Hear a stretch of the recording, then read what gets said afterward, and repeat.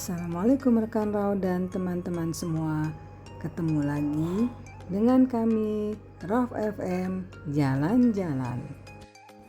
Kali ini jalan-jalan kita ke Desa Semongkat yang ada di Sumbawa Besar. Daerah Semongkat ini terkenal dengan madu hutannya. Ini kita coba berbincang-bincang dengan Pak Yamin yang melestarikan madu hutan.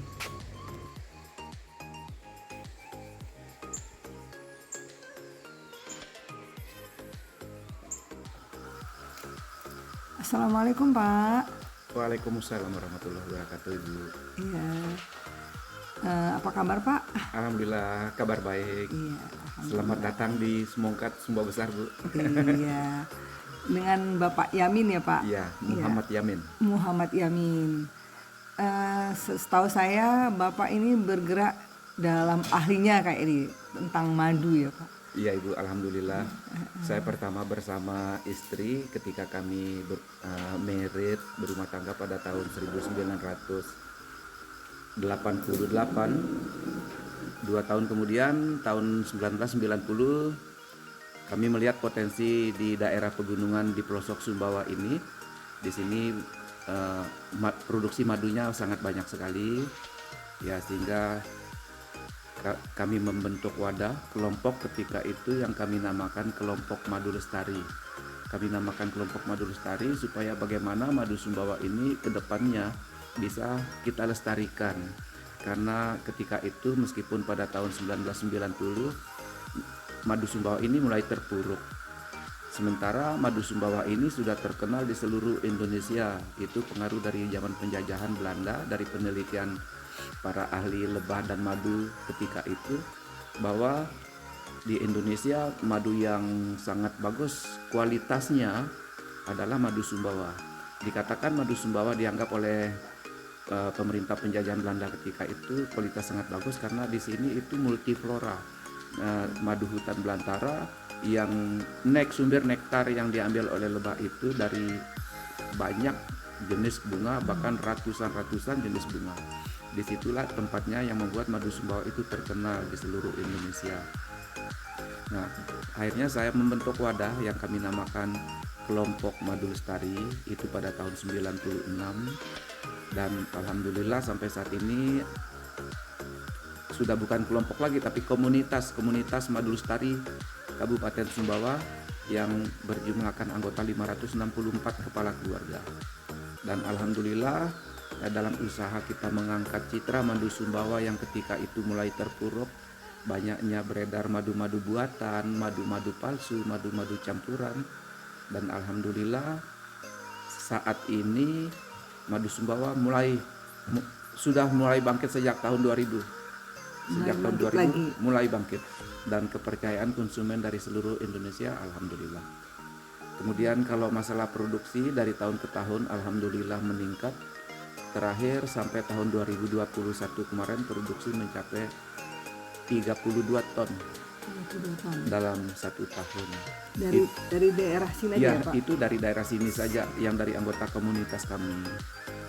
Memang untuk penghasil madu di Kabupaten Sumbawa ini, Kabupaten Sumbawa ada 24 kecamatan, 19 kecamatannya menghasilkan madu. Jadi ada kawasan-kawasan yang banyak sarang-sarang lebah di situ, di bukit-bukit, di hutan-hutan, sehingga 19 kecamatan. Dari 19 kecamatan itu, kecamatan yang produksi tertingginya di Kecamatan Batulanti, tempat saya ini, yang beribu kotakan Semongkat. Iya. Cukup lama ya Pak ya? Cukup lama juga berjuang dengan madu ya Pak? Alhamdulillah Bu. Setelah madu dengan segala upaya, dengan kami usahakan untuk kita angkat kembali citranya, dan konsumen se-Indonesia juga mulai percaya, sehingga kemarin dari terobosan saya berdua dengan istri yang kita geluti sejak tahun 90 itu membuahkan hasil pada tahun 2016, berdampak pada diundangnya kami ke stasiun Metro TV dan ikut ditayangkan dalam acara Kick and Be sebagai pemerhati lingkungan di bidang madu. Apalagi Pak dapat apalagi Ya, penghargaan apa selain lagi, itu kemudian pada bulan September 2019 saya mewakili Indonesia pada Festival Madu Hutan se-ASEAN Itu yang di mana Pak? di Kuala Lumpur. Di Palu. Sehingga dampak dari kita ikut di Festival Madu Hutan itu, kita 2019 itu dalam tahun sepulang dari sana dari bulan September 2 kali ekspor ke Singapura dan Kuala Lumpur, dan lebih banyak permintaan lagi pas tahun 2020 COVID ini wabah ya, COVID, sehingga bahkan sempat juga ketersediaan untuk dalam negeri berkurang gara-gara kebanyakan ekspor ke Kuala Lumpur dan Singapura. Alhamdulillah. Semoga sukses terus ya Pak. Amin. Semoga Insya Allah. makin besar Amin. usaha Karena itu madunya. kan itu berdampak pada kehidupan masyarakat di pedesaan, Bu. Di satu sisi saya sebagai penampung ya juga merangkap sebagai ketua komunitas, tentunya itu akan berdampak sangat nyata sekali terhadap ekonomi masyarakat di pedesaan, minimal terhadap 564 kepala keluarga. Jadi ini madu bukan diternak ya Pak, tapi diambil langsung Madu dari hutan belantara yang kita cari, masuk ke hutan sampai nginap-nginap di hutan, ketemu sarang baru kita panen. Nah, boleh Bapak cerita sedikit tentang berburu madu? Berburu madu. Iya. Mengingat keterpurukan madu Sumbawa ketika itu, setelah saya bentuk komunitas, saya mengembangkan wisata berburu madu hutan. Wisata berburu madu hutan. Sehingga ketika dalam penayangan Kick Andy 2016 itu saya juga sempat menyinggung di sana. Ternyata satu-satunya di Indonesia wisata berburu madu hutan itu yang terdaftar dan diakui oleh Dinas Pariwisata Provinsi, satu-satunya di Indonesia itu ada di Sumbawa. Dan saya ketuanya. Dan di daerah Semangkat. Ini. Itu Pak bagaimana persyaratannya gitu Pak untuk ikut wisata berburu madu itu tidak ada persyaratan sebenarnya Ibu ya. Hanya tamu itu datang menghubungi kami ingin ikut wisata, atau via telepon, langsung kita layani. Kita tawari ingin perjalanan ke lokasi panen itu berapa jam. Ya itu tergantung tamu, baru kita ajak masuk hutan. Itu pun sambil kita beri penjelasan, inilah sarang madu hutan, ini dari jenis Apis dorsata. Kemudian kita beri penjelasan yang rinci di situ, dan tamu merasa puas karena sebenarnya timbulnya ide saya mengembangkan wisata berburu madu hutan itu karena saya capek melayani komplain dari pelanggan. Ketika madu saya kirim, saya dikomplain, kenapa madunya encer? Kenapa madunya rasanya yang dikirim ini tidak sama dengan yang dikirim sebelumnya? Jadi macam-macam Bu. Kenapa warnanya juga beda? Kenapa? Nah, sehingga dengan adanya wisata itu, di situ banyak kita beri penjelasan kepada setiap tamu yang mengikuti wisata bahwa ternyata dimanapun yang namanya madu hutan kalau masih alami, masih murni dan alami, kadar airnya itu tidak berbeda-beda, terkental, kadar air terkental itu maksimal 22%. Sementara madu-madu yang banyak beredar di Indonesia ini, di kota-kota kemudian atau di toko-toko modern, itu kadar airnya di bawah 20%. Kemudian kalau tergoncang tidak berbuih, disimpan setahun pun tidak berubah warna. Itu madu sudah, kami yakin madu sudah diolah beberapa cara pengolahan. Pertama, pengurangan kadar air. Nah, pengurangan kadar air itu banyak caranya Bu, yang saya ketahui. Ada dengan yang namanya melakukan pengurangan kadar air dengan sistem pasteurisasi. Kemudian ada yang dengan cara merebus, melakukan pemanasan, karena itu sama juga dengan direbus. kemudian dengan sistem pendinginan di ruangan ber-AC. Ketiga jenis pengurangan kadar air ini sudah saya coba Bu, saya coba lakukan. Ternyata itu butuh, kalau dengan sistem pasteurisasi itu butuh waktu sangat lama sekali. Berjam-jam, sementara volumenya sedikit. Di satu sisi permintaan madu itu sangat tinggi, jadi tidak mungkin saya bisa lakukan. Kemudian sistem pendinginan AC, berarti harga madu harus kita naikkan lagi. Listrik lagi ya Karena Pak? listrik mahal dan AC. itu butuh waktu 3 kali 24 jam. Baru dia bisa kental madunya dengan di ruangan ber-AC. Dan yang terakhir, Pemanasan. dari banyak pengamatan saya itu orang melakukan pengurangan kadar air dengan pemanasan. Nah, pemanasan ini ada dua macam Bu, bisa menggunakan pemanasan dengan alat listrik, atau dengan menggunakan api langsung. Apakah itu api dari kayu atau dari LPG dengan menggunakan api. Nah, meskipun dengan pemanasan menggunakan listrik, itu suhu madu yang dikurangi kadar air itu paling tinggi 60 derajat Celcius panasnya. Bila lebih dari itu, maka unsur-unsur flora, enzim-enzim madu di situ akan rusak. Atau ada semacam sukrosa, fruktosanya, selulosa yang terkandung dalam madu itu akan rusak.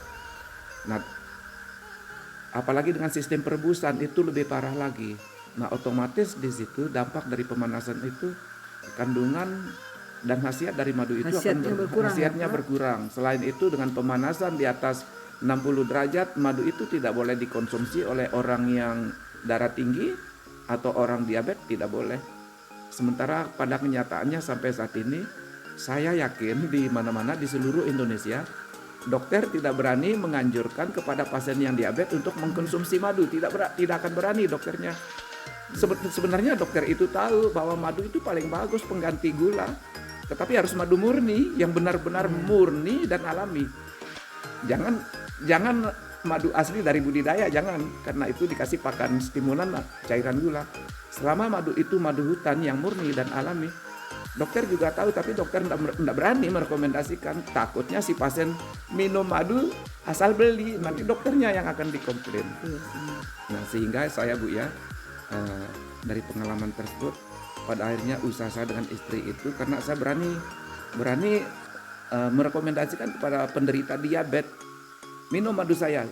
Bila terjadi apa-apa, komplain saya, tuntut saya.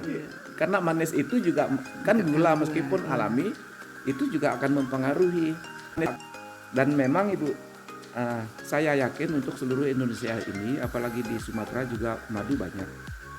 Selama madu itu murni dan alami. Ada madu murni tapi tidak alami Bu. Nah, kalau menurut saya ini hanya menurut pemikiran saya, apa sih madu murni yang alami itu? Nah, ini kita bicara madu hutan, bukan madu budidaya. Kalau madu budidaya saya tidak tahu Bu, saya tidak bertanggung jawab karena ya itu saya tidak mau ikut campur masalah budidaya Bu ya. Ini masalah madu hutan. Iya. Secara umum di Indonesia ini, selama madu hutan itu diambil oleh si pemburu, kemudian diambil dengan cara yang baik dan bersih dan cara yang benar, kemudian sampai di rumahnya dia proses, dia lakukan peras dengan tingkat kehigienisan yang pas, kemudian dia kemas, itu saya yakin sangat bagus sekali madunya. Itulah yang saya namakan madu murni dan alami. Murninya memang apa adanya sejak di sarang, alaminya itu jangan diapa-apain. Hanya asli, Pak, ikut campurnya kita sebagai manusia itu mengambil di sarang, bawa pulang, diperas dengan alat yang bersih, tangan yang bersih, kemudian kita kemas. Dan madu yang alami seperti itu pasti akan lebih dari 1 minggu sejak dipanen, sejak diperas, lebih dari 1 minggu dia tergoncang sedikit pasti berbuih. Dan rata-rata kadar air madu hutan di Indonesia ini yang alami seperti itu yang paling kental 22%. Tidak akan kurang dari 22%. Bahkan kalau awal-awal panen, kalau bulan di Sumbawa ini bulan Mei, awal panen madu hutan kadar air antara 25 sampai 27%. Di bulan Juni kadar air menurun 24 sampai 26. Di bulan Juli kadar air menurun dari 23 ke 25%. Karena saya punya alat uji Bu, alat uji kadar air. Kadar air. Dan nanti madu yang bulan Oktober, November, dan Desember itu yang paling kental sekali. Kadar airnya antara 22 sampai 24%. Tapi kadar air 22 dan sampai 24% itu bila saya bandingkan dengan madu yang dipasarkan di toko-toko modern Ibu, itu sangat encer sekali yang 22% ini. Sangat tergolong encer, tapi itulah kenyataan madu hutan yang sebenarnya. Jadi Pak, pada bulan-bulan apa aja Pak orang bisa berburu madu hutan itu Pak? Biasanya. Secara umum di Pulau Sumbawa Bu, di Pulau Sumbawa mulai berburu madu hutan itu awal Mei. Awal Mei sampai akhir Juli. Akhir Juli. Ya, itu nyambung setiap hari, tiap hari. Kecuali di Sumbawa ini hari Jumat kita pantangan masuk hutan. Ya mungkin karena ibadah Jumatnya masalahnya Bu. Ya. Sehingga menjadi tradisi adat Sumbawa itu tidak boleh meninggalkan Jumatan. Jadi hari Jumat kita tidak masuk Jadi hutan. mulai bulan awal Mei sampai akhir Juli. Sampai akhir Juli itu setiap hari ya Pak? Setiap hari, kecuali hari Jumat. Tinggal setelah itu setelah memproduksi itu aja Pak. bulan Agustus dan September tidak ada panen. Pada dasarnya sebenarnya kalau kita nekat masuk hutan banyak juga sarang Bu, bisa kita panen. Tapi kan namanya juga saya punya komunitas madu lestari. Madu yang kita upayakan supaya bisa makin lestari ke depannya. Nah, sehingga 2 bulan itu kita tidak panen, kita beri kesempatan kepada lebah untuk berkembang biak. Karena pada bulan Agustus September itu ratunya itu masa-masa bertelur dia. Kasihan ya Pak. Masa bertelur ya. ya. Nah, sehingga dalam masa itu kita tidak panen supaya dia punya koloni makin besar. Nah, justru pada bulan Oktober, November, Desember kita panen juga setiap hari seperti itu Bu. Kadar airnya bagus, di samping itu volume madunya sangat banyak sekali. Begitu Bu. Terima kasih ya Pak untuk pengalaman Bapak, berbagi-bagi cerita. Mudah-mudahan yang nonton ini ya Pak, mungkin mereka ingin berusaha buat wirausaha seperti Bapak, mungkin bisa menjadi ilmunya bisa diambil. Iya Bu, baik Bu, terima kasih. Ya, kepada saudara-saudaraku se-Indonesia, saya hanya memberi saran khususnya kepada daerah-daerah yang menghasilkan madu hutan. Apakah di Sulawesi, Kalimantan, Sumatera, atau daerah-daerah lain yang menghasilkan madu hutan, pertahankan kualitas madu kita. Oke, terima kasih Pak. Terima kasih Bu. Assalamualaikum. Waalaikumsalam warahmatullahi wabarakatuh. Assalamualaikum Bu. Waalaikumsalam warahmatullahi. Dengan Ibu Nur Hayat. Iya Bu. Nur Hayati ya Bu ya. Teman-teman, ini Ibu Nur Hayati adalah istri dari Bapak Muhammad Yamin yang mempunyai usaha madu yang melestarikan madu hutan di Semongkat, Sumbawa Besar. Nah, saya dengar ibu ini juga hebat loh teman-teman. Jadi ibu ini juga mempunyai peran yang luar biasa juga hebat untuk membangun desa Semongkat ini. Jadi kita dengar dulu ya teman-teman. Ibu ini punya pengalaman ya Bu ya. Mudah-mudahan pengalaman ini bisa menjadi panutan, bisa kita contoh bagi yang ingin maju seperti ibu ini. Oke. Silakan Bu. Mana pertamanya kita dari awal ya. Iya. Tinggal di Semongkat Bu ya. Iya. Saya masuk Semongkat ini tahun 88. Ya, selesai ini habis kawin langsung ikuti Bapak ke Semongkat Bu. Ibu asli dari? Saya dari Alas. Dari Alas. Alas, Alas Kabupaten itu Sumbawa juga. Kecamatan Alas itu termasuk Sumbawa ya. Sumbawa Kalau nggak juga. salah dari Kayangan itu ya Pak ya. Sebelum nyampe Kayangan. Sebelum Kayangan. Dari Tano. Dari Tano ya. Saya dari Tano ya tadi. Iya. Tahun 88 itu saya masuk ke Semongkat Ibu. Jalannya waktu itu belum aspal. sama sekali. Tukang sayur apa belum ada masuk Bu waktu itu. Begitu kita masuk ke sini, Pak, sayur itu melimpah Bu di sini, seperti daun singkong, pakis, itu banyak sekali sayur-sayuran. Lihat itu pikir-pikir untuk apa ini sayur-sayur banyak ini ya, supaya kita olah supaya bisa menghasilkan gitu kan. Sementara kita hidup di sini hanya mengharapkan gaji tok waktu itu Bu. Akhirnya itu saya olah sayur-sayur itu jadikan urap pertamanya usaha saya. Di sini kalau bulan puasa ndak ada orang jualan Bu, ndak ada.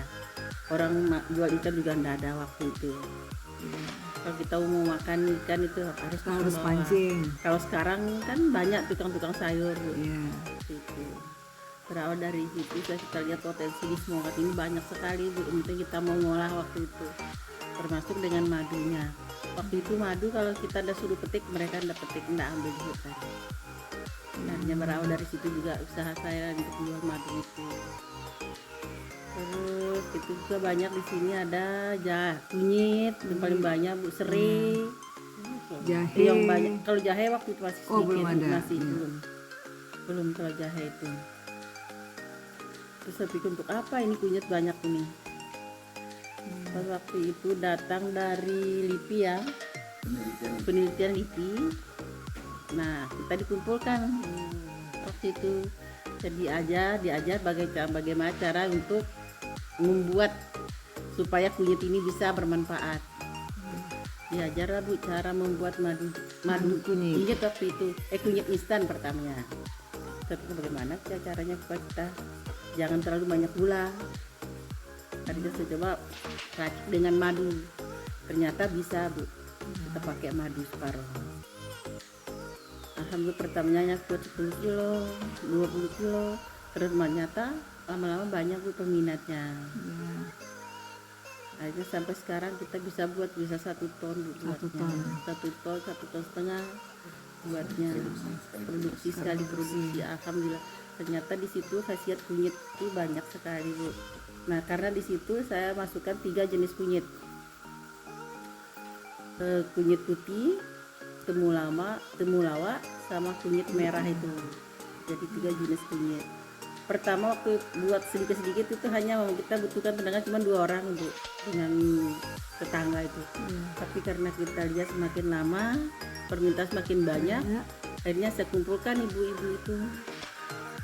Jadi alhamdulillah sampai sekarang jadi yang ngolah itu ibu-ibu Bu, itu saya serahkan Jadi ke membuat mereka. lapangan kerja ya Bu? Iya, saya jadi kadang-kadang 8 orang, 10 orang. Kalau saya kan udah sanggup sendiri. Jelas melibatkan ibu-ibu di dalam kampung.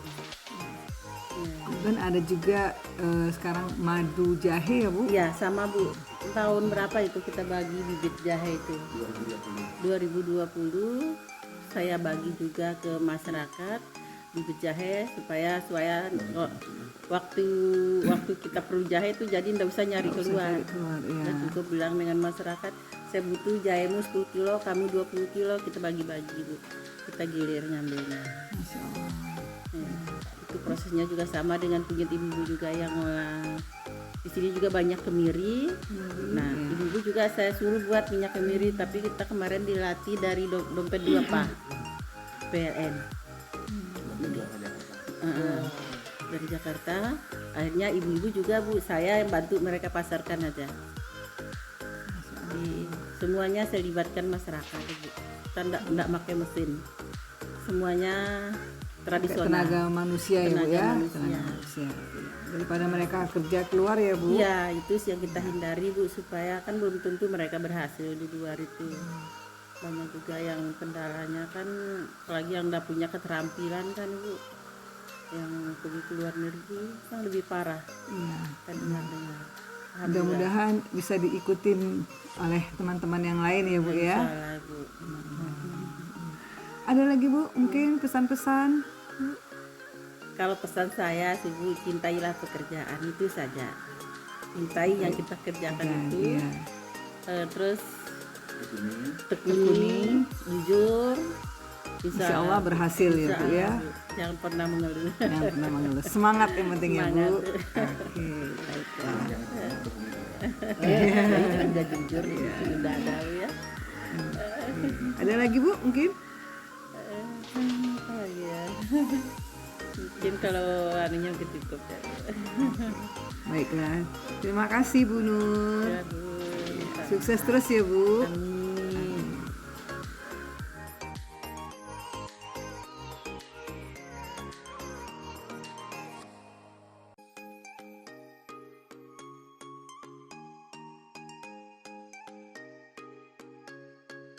Hebat sekali ya Pak Yamin dan Bu Yamin. Selain mereka mempunyai usaha madu hutan, mereka juga mempunyai tempat wisata. Tempat wisatanya bernama Taman Lestari. Di tempat ini disediakan kolam berenang dan ada juga sungai kecil. Biaya masuknya juga murah sekali ya, hanya Rp5.000. Tak jauh dari Taman Lestari, Pak Yamin dan Bu Yamin juga mempunyai Villa Lestari. Suasana dan tempatnya nyaman sekali ya. Pemandangan sawah, bukit-bukit, dan kolam ikan menambah keasrian villa ini. Jadi teman-teman yang ke Sumbawa Besar, jangan lupa mampir ke Semongkat ini ya. Itulah tadi teman-teman jalan-jalan kita di Semongkat, Sumbawa Besar. Ikutin terus ya teman-teman jalan-jalan kita ke tempat-tempat lainnya. Terima kasih untuk yang sudah menonton video kami ini. Dan untuk itu, jangan lupa like, subscribe, dan komennya ya. Sampai jumpa.